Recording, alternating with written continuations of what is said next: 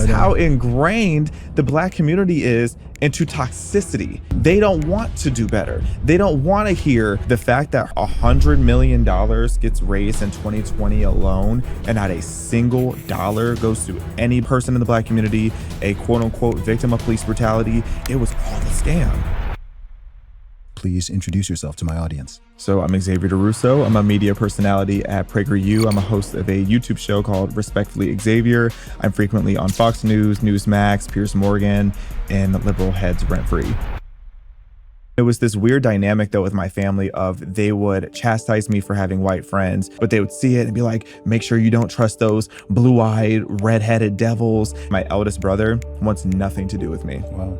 He thinks that I am racist. He thinks I'm an extremist. I had family members die around that same time, and I was told to not come to the funeral because they didn't want any KKK members there. Whoa. They didn't want any white supremacists there. People were like, oh, like, is he paid to do this? Is he brainwashed? I had people calling me thinking that like I was kidnapped. Like, it was crazy. Like, they thought I was like in some MK Ultra type of stuff.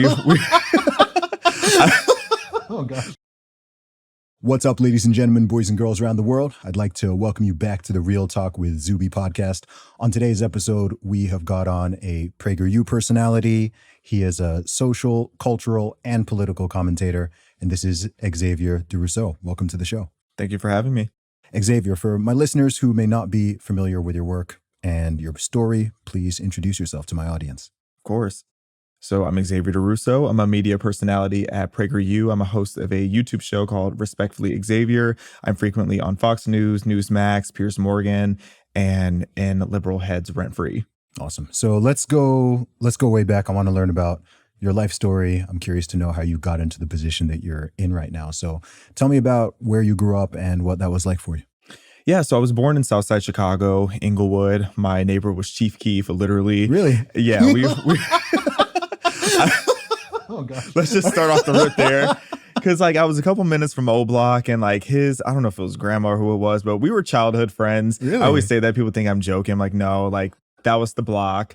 And I always say my parents fled Chicago like refugees. We were like the Fresh Prince of Bel-Air, but backwards. We left Southside Chicago because the crime was out of control. Everything was chaotic. And we moved to the middle of nowhere cornfields of central Illinois.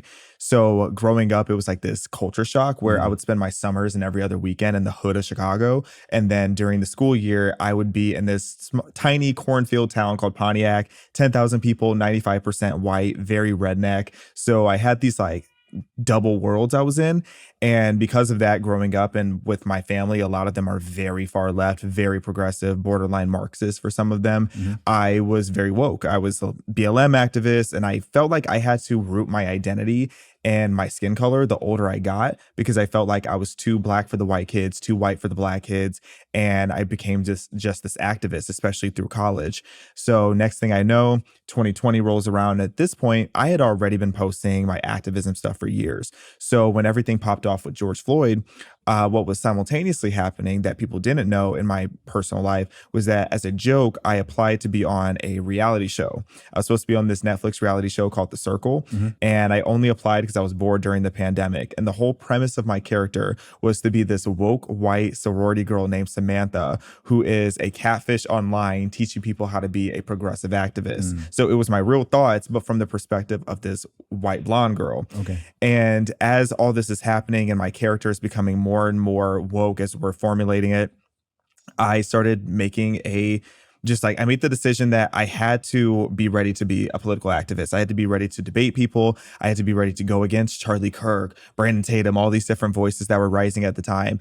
And I decided I was going to make a whole series debunking PragerU videos. Mm-hmm. And in the process of making this series, I ended up debunking myself instead, to the point where by the time October runs around, I'm so mortified by how many things I've been wrong about, I backed out of the show. And election happens. I sitting there thinking, I'm like, well, I walked away from my job. I walked away from everything I was working on. I was like, you know what? I'm just going to start speaking out about what I learned. Mm-hmm. So February 2021 comes around. I make my first video, and it's with my new beliefs, my new mindset. And I put my phone down. An hour and a half later, it's viral. Next thing I know, I'm like, okay, might as well just keep talking about all this. What platform did you post it on? So I posted it on TikTok. Okay. And it was a brand new account. to this day, I barely know how to use TikTok, even though it's technically my biggest platform. I posted it. I had 12 followers just from my contacts on there. And it was a video where I took a clip. It was actually a clip of when Candace Owens was at Congress, and she was saying how white supremacy and white nationalism are not in the top 100 issues facing the Black community. And I remember when I first saw that clip, I was angry. But then as time went on, I'm like, well, she's right. Yeah. So I just listed off 30 different things that are more relevant to the Black community today, you know, starting with father absence and literacy rates. Yeah. And I posted it. I go walk away. I come back and it has 150,000 views, which for me, as someone who had no platform at that point, I'm just like, this is kind of crazy. Yeah. And then I posted a couple other videos, similar topics, just from the perspective of someone who is a new conservative. And I just started building this audience pretty quickly. Interesting. There's a bunch of stuff in your story I want to go back to. But how old were you when you left Southside Chicago? So I was 2, but I spent every summer there. Got it. So I was the youngest of my siblings. My eldest brother got into trouble one time, and that's when my family was like, we're all getting out of the city. Sounds like a theme tune of a TV show. Oh, yeah. To say Fresh Prince of Bel-Air, but backwards. So tell me about your family dynamic growing up. You mentioned that a lot of people in your family are more left-leaning. Were you was your family political per se, or was it more of just a cultural thing? Tell me a little bit more about what that dynamic was like. Yeah, so my family's very liberal, which is interesting for a number of reasons, but I think a lot of it stems from, first of all, my father. So my father, we're a Creole on that side of the family, and we have a recessive trait of very light skin. My dad's skin is as white as it can be. It's basically, it's not albino, but it's very, very light skin. But he has all the features of a Black man. But his father was similar complexion to us. And because of that, my father's dad completely abandoned him, disassociated from him, wanted nothing to do with him because of how light his complexion is. And the thing was, it was never a thing of like fraternity. He was just so embarrassed that his son had light skin that he wanted nothing to do with my father. So that being said, I feel like it gave my dad this complex growing up that he had to prove his Blackness all the time. Then on my mom's side of it, you know, again, growing up in Southside Chicago and hearing all the different narratives there and believing the police are corrupt and all these different things, they just became very progressive. And my father's side of the family particularly is much more radical. Some of them would say things like, you can't trust white people. They would call me all the time. If they even saw a photo of me with, most of my friends were white. I'm in a white town, one of the few Black kids in my whole school at the time, but they would see it and be like, make sure you don't trust those blue-eyed, red-headed devils. Don't walk in the back door. And just this constant fear mongering that they would put into me, and it would make me confused. It's like, well, all my friends are white. So do they hate me? Am I not supposed to trust the people who say that they love me? Like, I didn't really know what to do with that in my head. But with that, and then I remember they were all, my family was particularly my dad is very ingrained in politics. Like, he was very gung-ho about Obama getting into office. And I have this distinct memory of when Obama won and my mom hugged me and was crying and she was so excited. And then she started shaking her head, looking sad. I asked her what was wrong. And I'll never forget that she goes, it's a shame that this beautiful Black man is going to be murdered. Oh, wow. And that was, and I was only 11 at the time. It's 2008? So, yeah. So things like that really shaped my perspective of race in America. And my mom would even tell me things all the time that you can be anything you want to be in this world. Just please make me a promise and don't be president or get too deep into politics, which ironically now I get into politics. But she would tell me all the time this fear that she had that racist white people would murder me. So that was always a constant feeling in the back of my mind. That's so interesting. Have you had a conversation with your parents to know where they came to believe that, to the point that it's something they feel it's important to teach their children? Because obviously the USA that they grew up in would have looked different for sure, let alone what their parents grew up in. So have you ever had a conversation with them about like where do those ideas come from? Like, why do you believe that?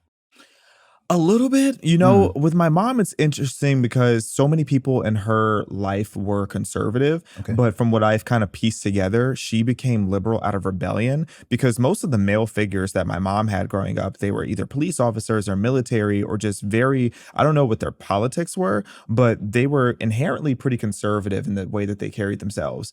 And I she admits that she was a rebel. Like for Okay. years, she was a rebel. She instead wanted to date the drug dealers when she was younger, the trap people. Like that was what she wanted to do because of whatever reason.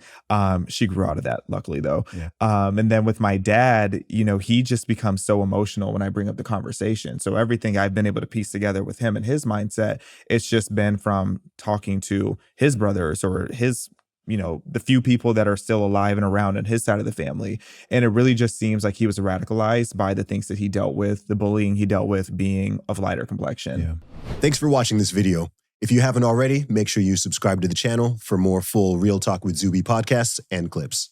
Thank you. It's really interesting for me because, as you know, I grew up in Saudi Arabia, and I grew up in a very international community with people from all over the place. And I don't think I've ever even mentioned this on any of the hundreds of podcasts I've done before, but I remember when I was a kid, I remember my parents telling me about this. There were, in the community that we lived in, which was literally like 2,000 people in total, there were a handful of Black American families. There were lots of American families and some Black American families. And I remember some of them, my parents were friends with everyone. And some of the Black American families thought it was weird that my parents had white friends. And they were curious as to like why they would hang around with, you know, with the white folks. And my parents were like confused by that. Like, wait, why wouldn't we? So I'm curious as to how common that mentality is in that generation in the USA amongst Black Americans. Do you think that's something that obviously it's changing now as generations go on, but I'm wondering if in your parents' generation, if that was just like a pretty standard belief. I know there's people in our generation who believe that too. Yeah. But I think it's definitely fading. It's definitely dwindling. I think people are getting a better understanding of, okay, we're no longer living in, you know, segregationist times or under Jim Crow or whatever.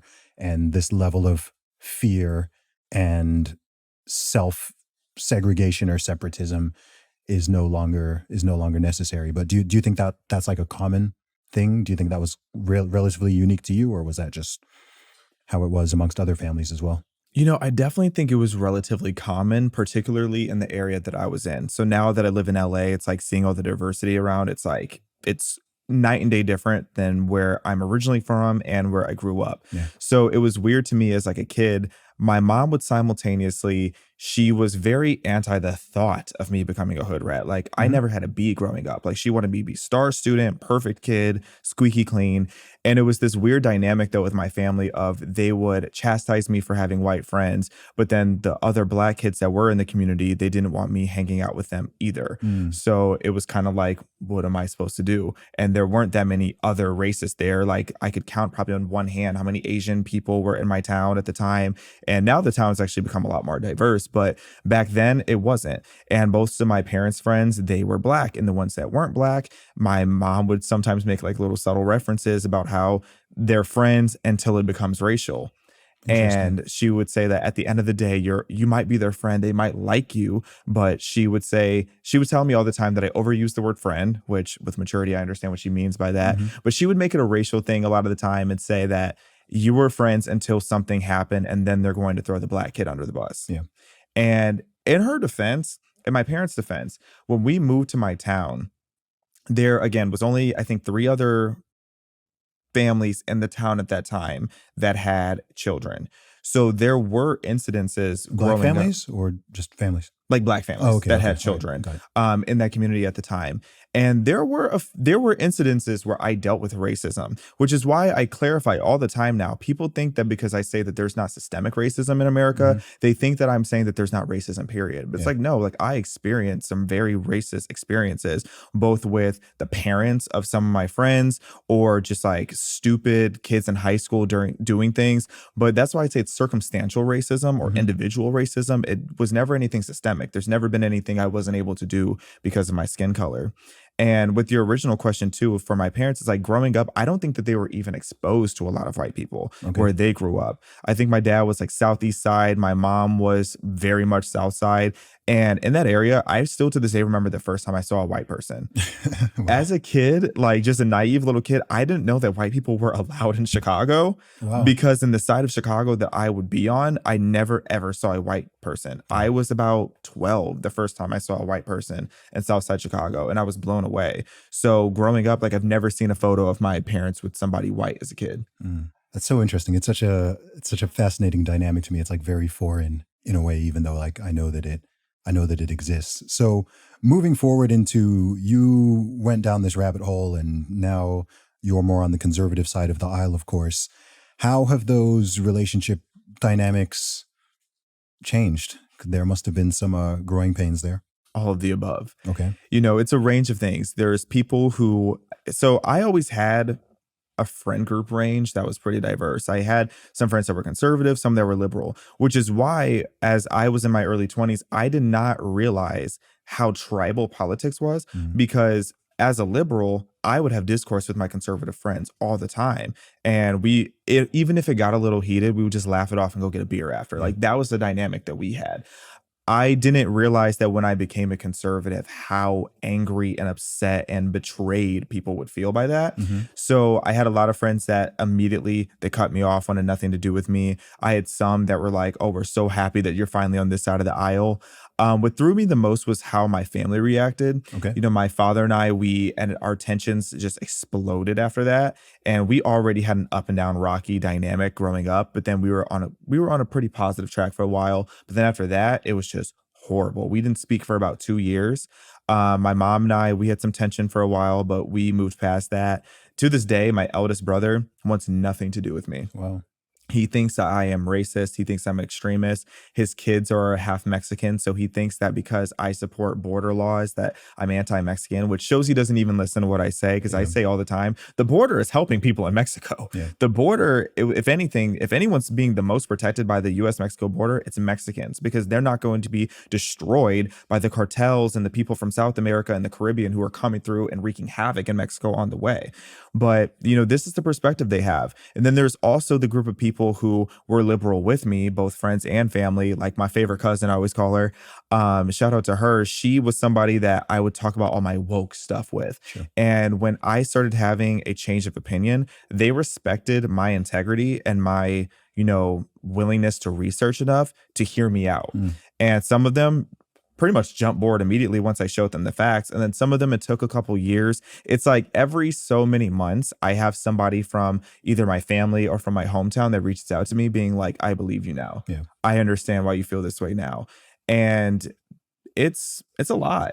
It's not an easy thing to deal with. You know, obviously it feels great when people come to this side, but then I still look at certain family members of mine and I just wonder, like, how could you ever be so hateful towards me simply because we didn't agree about who we were voting for? Like when I first started supporting, you know, conservatives and Republicans, it was crazy to me how I had family members die around that same time. And I was told to not come to the funeral because they didn't want any KKK members there. They didn't want any white supremacists there. Like that's how 0 to 100 it went. It created this huge divide in our family. And I feel like the main reason my mom started supporting what I do is because she just turned into mama bear mode. And even though she hated what I was doing, she wasn't going to let anybody talk negatively about me. So truly, it's been all of the above. Yeah, I want to go into that more. I wonder, do you think a lot of it was to do with the fact that it was public? I'm wondering if it was more the fact that your views and opinions changed, or how loudly and publicly it happened. Right? Because it's not just that you went from being liberal to being conservative, but you're putting out videos that are getting hundreds of thousands of views about it. You might be talking to certain people, and it's public, right? It's not just like you're just conservative quietly. It's like you've got a megaphone, you've got a platform, and you're there daily, weekly, telling people your thoughts and your opinions on all of these ideas. So I'm wondering if people would have been so offended if it was just you had a change of mind and a change of heart, but it was kind of quiet, or if it's the publicity that they have more of the problem with.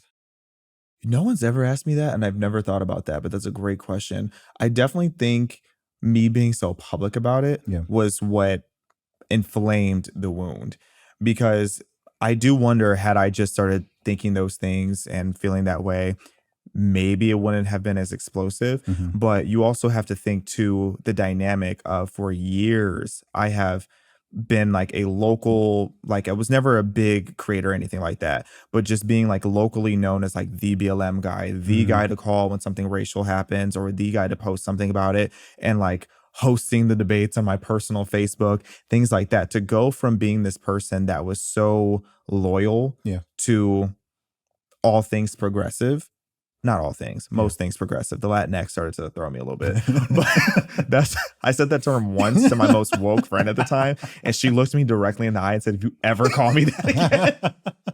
Do you know the funniest thing about that term is? I just love the fact that it's not pronounceable in Spanish. Yeah.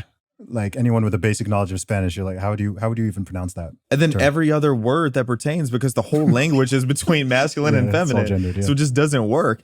So yeah, I do think that the fact that I was so public about it, it felt like they took it personal, like I was rubbing it in their faces, Got it. that I had this new perspective. And it wasn't until I had really started building a platform that people started coming up with all their theories about it. Because people were like, oh, like, is he paid to do this? Is he brainwashed? I had people calling me thinking that like I was kidnapped. Like, it was crazy. Like, they thought I was like in some MK Ultra type of stuff. And it was just a very weird time. I expected And this is like though. 2020, so it's weird. It doesn't even feel like 5 years ago. Yeah. But yeah. This is 2021 when I started speaking out. 2020 is when I got red pilled, but only within my close circle, because the handful of people, like I had a Finsta at the time. So the people on my Finsta knew I applied for the reality show, but only my closest group of friends learned that I actually made it through the 25,000 applicants and that I was a finalist to go on the show. And I was going to be on either season 2 or season 3. So when I backed out of the show, it was like this really weird time. And I was also dealing with a lot of stuff personally. Okay. This is something that I actually just opened up for the first time about on the Sage Steele show. Like, to this day, unless they watch the podcast, my family doesn't know this, but I was going through a full-blown mental breakdown in 2020. Like, my business got destroyed that I was working on in 2020. I realized everything I was standing for was a lie. I had a bunch of really terrible tragedies that happened in my, my circle of friends, as well as like I had a cousin that burned alive on camera and everybody was making fun of it, calling it a BLM barbecue. Like, he burned alive on Lakeshore Drive and people thought this was hilarious. What was the context of that? Car accident.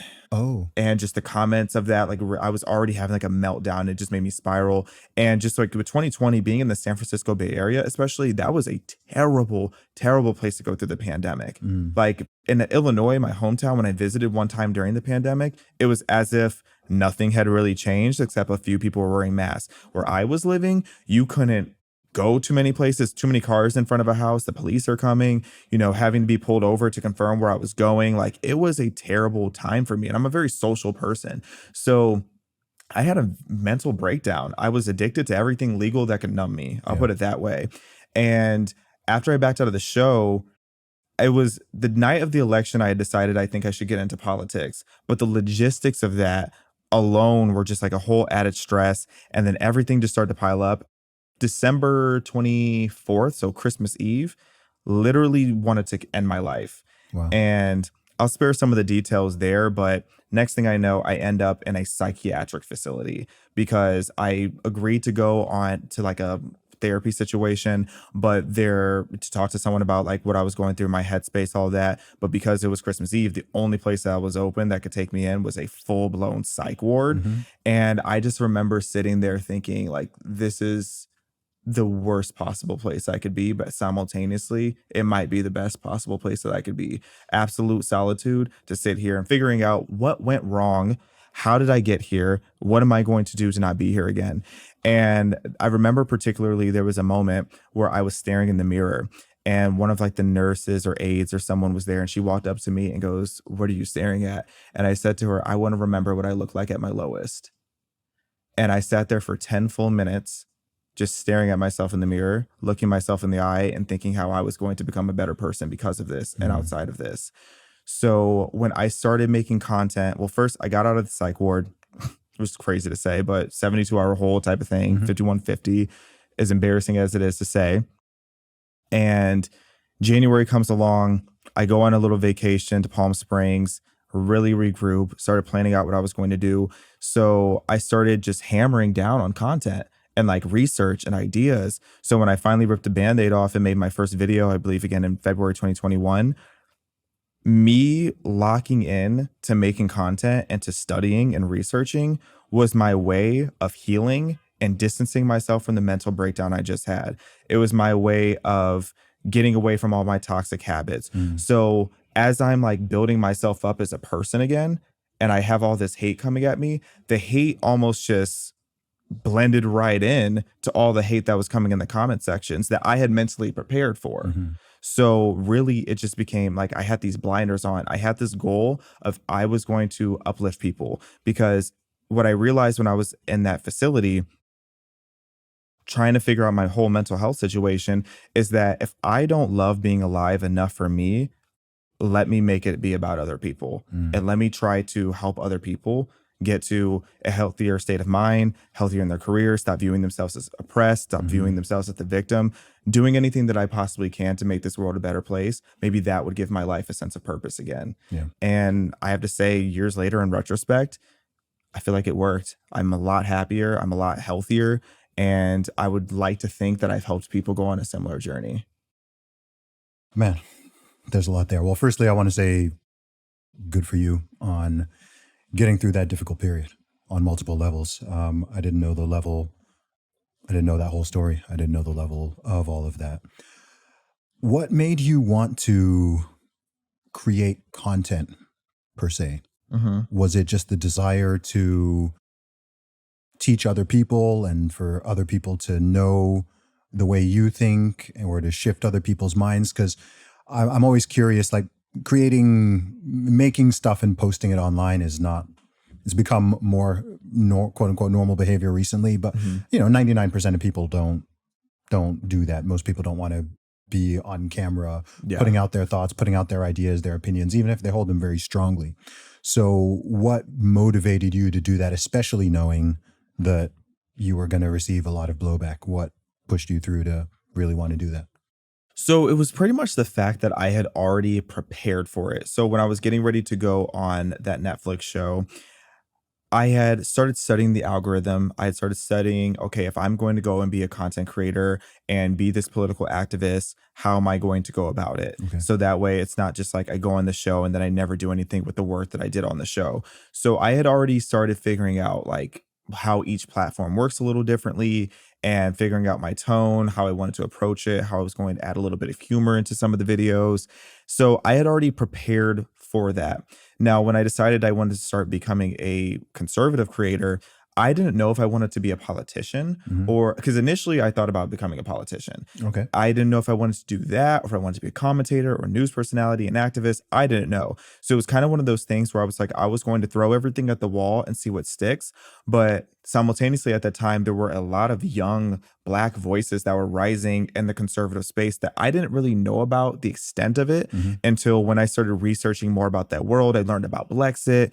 And I was like, you know what? If I start making content, that'll give me the momentum and start getting people familiar with my voice.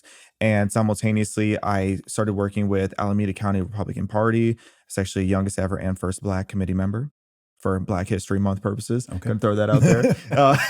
And then I got connected with Blexit. It was actually, I believe, my very first political rally I ever went to. You spoke at the Chattanooga Blexit rally. In 2021. Yeah, I had just gotten connected with Blexit like a few weeks before then. And it was, again, just like making content I thought would reach more people. And then again, it would help me make the connections I needed to figure out where in the conservative space I wanted to go.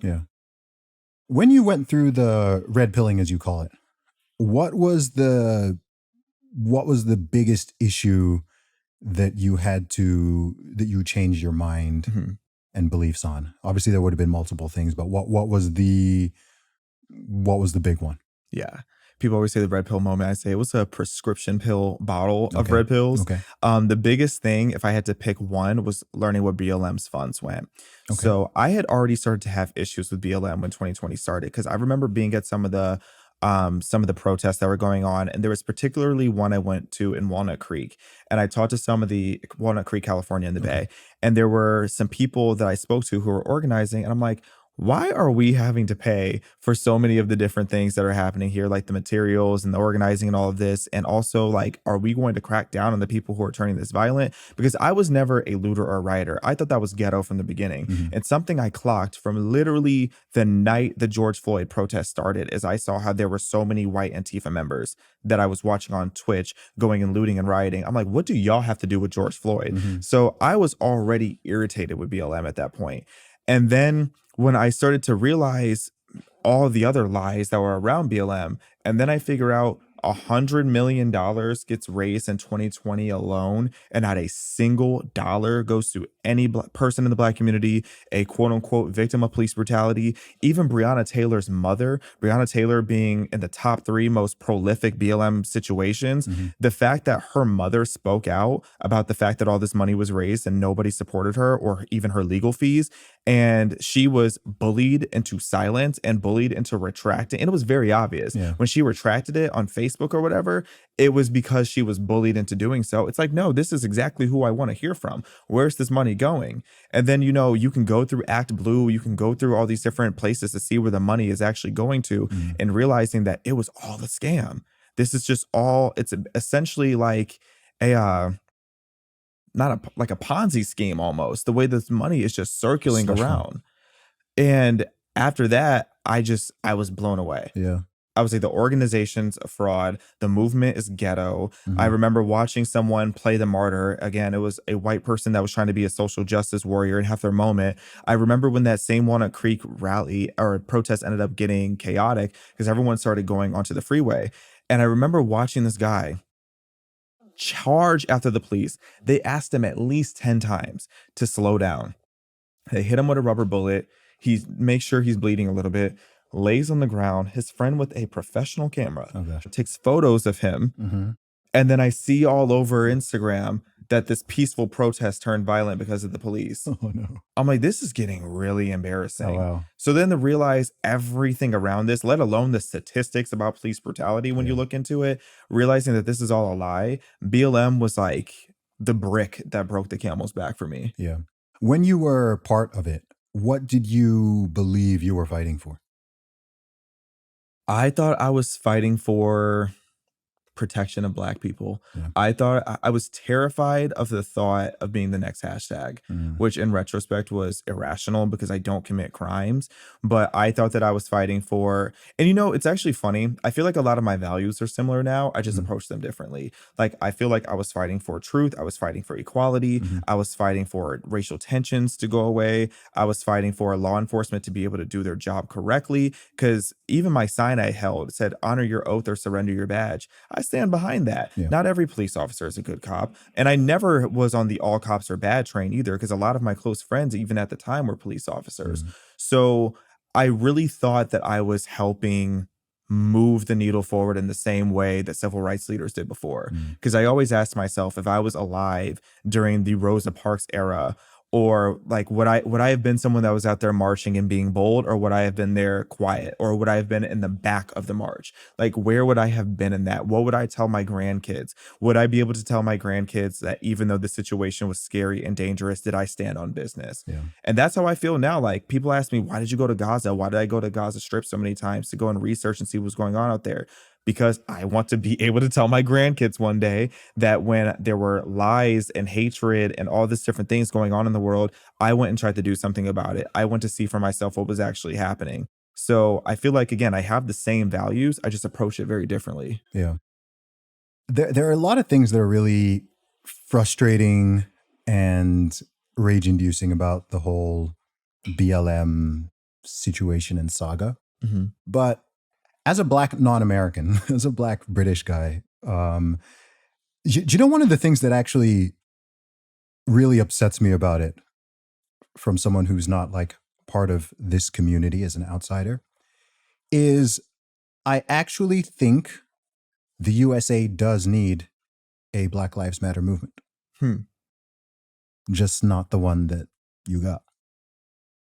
Like, I do think that there are people in the population, particularly some Black Americans themselves, who don't believe. I can say this because actions speak louder than words. And through their actions and through their own words, it's very clear to me that they themselves do not believe that Black lives matter. Mm-hmm. Like, if they did, certain people wouldn't behave the way that they do. If you truly believe that Black lives matter, then why are you promoting and pushing and doing some of the things that you're doing? And it's so normalized.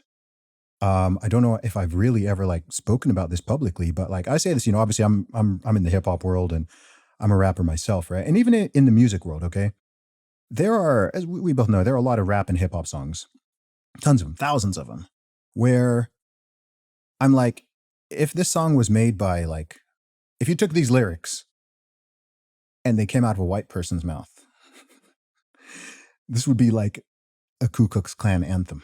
Yes.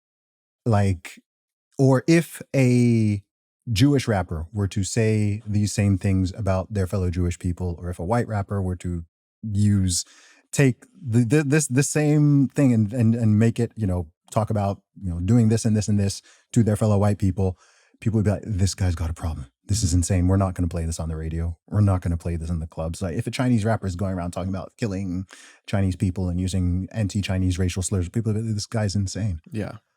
But if it's a Black rapper, no one bats an eyelid. Black people don't bat an eyelid. White people don't bat an eyelid. It's so normalized. Mm-hmm. It's just like, oh yeah, like that's just what you do. N bomb, N bomb, N bomb, N bomb. Like, kill this, bang, shoot that, bang. And it's just so like it's stunning because like no one makes this point. Like almost no one even talks about it. It's just so normalized over the decades where it's just like, oh yeah, that's just like the culture. That's just how people talk. And it's crazy because some of these high profile situations will happen with police, for example. And, the hip hop community, rappers, DJs, pundits, and so on, they'll come out and, they're all, Black Lives Matter, Black Lives Matter. And then the next day, what are you playing on the radio? What are you recording in the studio? Kill that what? Shoot that who? Right? Yeah. And it's just so normalized. People are numb to like Black on Black violence. And some people don't like that term because they're like, oh, it's just violence. Like Black on Black violence, which is the majority of the killing, majority of the gang, like, it's targeting other Black people. It's perpetrated by Black Americans against other Black Americans. And it's so normalized and it's so common. It doesn't even make the news. Mm-hmm.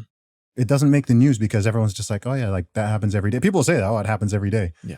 It's like, okay, so why is that so? No, you want to wait until there's like a very rare and, borderline situation that involves the police and one person and someone gets killed. And now you're out in the street. Now it's Black Lives Matter. But if you're saying Black Lives Matter, it shouldn't be Black Lives Matter when killed by a white police officer under dubious circumstances.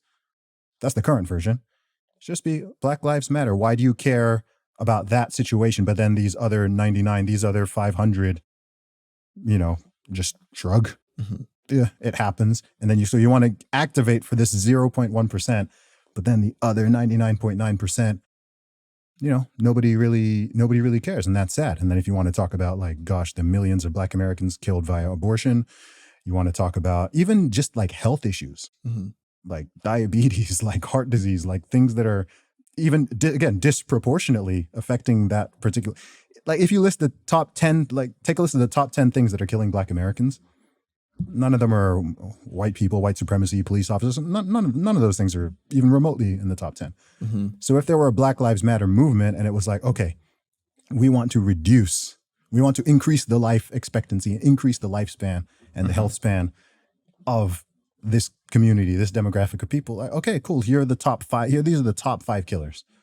Let's focus on reducing those. But it's not that those conversations aren't even happening. So I see this from a distance and I'm like, man, that was such a good slogan, right? Like the slogan, I'm like, I number one, I agree with it. And two, I actually think specifically for that community, it is necessary, but the way it's been gone about and now like the sort of toxicity that's attached to that Black Lives Matter term, BLM, it to me, it's a giant shame. It's like a giant missed opportunity where, okay, you could have really, really raised awareness in a way that is necessary and helpful and which actually helps people. It doesn't just make you feel good about your politics, but like it genuinely helps people. Mm-hmm. And instead, nope, I don't know. All these years later, what's there to show for it? I don't see much. I think about this a lot. Okay. I have a whole theory about this. The thing is those conversations are happening. Okay. The conversations are definitely happening, but they just do not get traction because one, there's not the funding, and two, there's not the media attention. When it's inflammatory, people are automatically going to flock much more to chaos, anger, fear. Fear has always been the Achilles heel of the Black community. That's always been the way that they've controlled us. And when I say they, I mean just like largely the left, if we're being so honest. And I can go into a whole deep dive on that. And it's like, my theory is part of why Black people are less incentivized to actually promote something that's going to help us is because we've been systemically disempowered so much that that's our norm. That's like our equilibrium. Because I used to blame rap music a lot, and I still do to an extent, because Nicki Minaj even called it out, how you have rappers like Future who rap about guns he's never held, drugs he's never done, all these different things, but then his audience will actually go and do it. But it's more often than not just his Black audience. If you go to a Drake concert, a Kendrick concert, a Future concert, if you look around, you're going to see all suburban white kids, almost all suburban white kids. And they're not going home and doing the same things that they rap about. They listen to the songs, they laugh at it, they vibe to it, they pretend to be gangsta for the picture, and then they don't actually do anything. In the Black community, we have kids that are actually going and doing it. And I really do feel like to an extent that's by design. So a question people ask me a lot that ties into this is they'll ask me if systemic racism is over, when did it end? I would say, from a legal standpoint, systemic racism ended in the 60s when we had like civil rights and all of that. Of course, you don't just like pull the plug and it's done. Like you pull the stopper out, the tub still has to drain. I would say over the course of the next couple of decades, you started to see systemic racism vanish. In the 80s, for example, and I attach a lot of culture to politics because I've always felt like they're very intertwined. In the 80s, you had artists like Whitney Houston and Janet Jackson who were very vocal about the fact that they were the biggest artists in the world, female, or some of the biggest female artists in the world, but they couldn't get their music on MTV, for example. But you still had them, you had Michael Jackson, Michael Jordan, all these people that through culture is how a lot of white people that were racist started to not hate Black people anymore. That sentiment of being anti-Black started to go away as a lot of the people that they idolized were Black. You know, so as that happened in the 80s and you started to see systemic racism completely go away, what it then turned into, these same people, particularly in Hollywood, and who has Hollywood been run by for so long, the left, you started to see them switch their tactic. Instead of it being about, well, we can't keep them legally out of these places anymore because when you systemic racism, let's disempower them. You see this shift that happened around the 90s as these artists became so big that suddenly you no longer had shows like the Cosby Show. You started having ones, it started incremental. It was like Living Single, it was Girlfriends, it was all these different shows that had to do with no longer being about the nuclear family. It no longer had to do with morals and coming together as a unit like Family Matters. It instead became everything that was in our music, everything that was on our TV, everything that was on our movies. They had to do with violence, they had to do with gangbanging, they had to do with being single, being degenerates, all of that. So we have become accustomed to consuming content that demoralizes us. And as that has gone on, it has gotten to the point where Black people are almost just, they're defensive about trying to do things that actually help the Black community. Ask a Black person about their diet. They'll talk about how the healthcare industry is racist and how all these Black people are dying because they don't have healthcare. Or maybe it's because we fry everything. But then even like with my own family, I would talk to them and they finally have started to get better with it because it took 2 heart attacks and diabetes later. But it's like, I talked to my dad, I'm like, why do you insist on having ghetto cooking? And then they'll try to tell me that I'm an Uncle Tom because I don't want to eat fried food all the time. Because I don't want to drown my food in hot sauce. They get offended. It's like, God forbid I bring an avocado. I actually had a family member curse me out because I brought an avocado. I literally bought an avocado for the dinner we were making. But like, it's funny, but it's so serious. This is how ingrained the Black community is into toxicity. They don't want to do better. They don't want to hear the fact that the whole thing with the origins of Planned Parenthood, they take more offense to you saying, maybe we should look into the backstory of Planned Parenthood. They take more offense to that than the fact that they're strategically putting them there so that we stop having kids. So It's scary to me. You want to talk about a genocide, then let's talk about it. You have cities like New York where more Black babies are aborted than born, but they don't want to talk about that because, again, Black people are addicted to our own demoralization, and it has been systemic. Systemic racism simply turned into systemic disempowerment, and BLM took that and ran with it. It made us more chaotic. This is why I even say that at this point, I'm pro mass incarceration. Not that I wanted to go. I am very. And it sounds crazy, but it's not.